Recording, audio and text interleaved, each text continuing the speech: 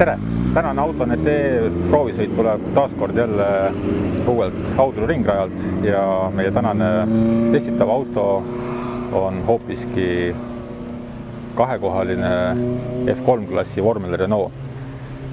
See auto kaalub 500 kilogrammi, mootoriks on 2-liitrine Renault mootor võimsusega 180 hobujõudu.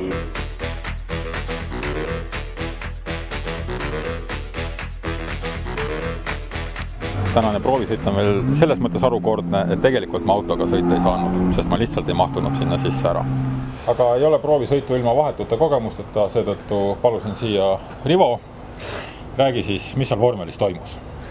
See vormel on selles mõttes muidugi huvitav auto, et tegelikult need dünaamika näitajad, mis on vist umbes 4,5 sekundit 100, ei ole ju ka kiiremate autode suhtes midagi väga tavatut, aga kindlasti siin Audru rajal istuda selles ka kahekohalises vormelis, et see on ilmselt kõige vahetum kogemus, kuidas üldse saada mingitki ettekujutust, mida vormelisõitjad võiksid tegelikult tunda, et me läbisime siin mõned ringid ja tõesti respekt nende pilootide ees, kes istuvad selles vormeli kokpitis näiteks 1,5 tundi, et see oli tõesti hoopis midagi muud, kui sõita lihtsalt kiire sportliku tavaautoga raja peal, et kõik kiirendused, pidurdused, see on kõik palju agressiivsem, palju ka füüsiliselt kurnavam, et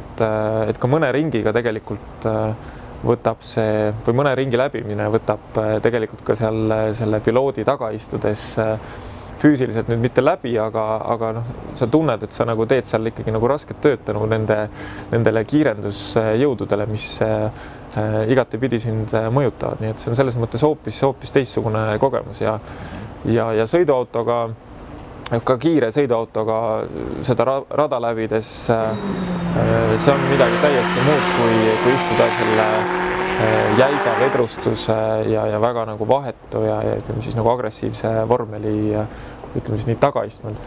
No, sul on kogemus mitmete väga sportlike autodega olnud, et kas näiteks Audi R8 annab mingit moodi võrrelda selle vormel?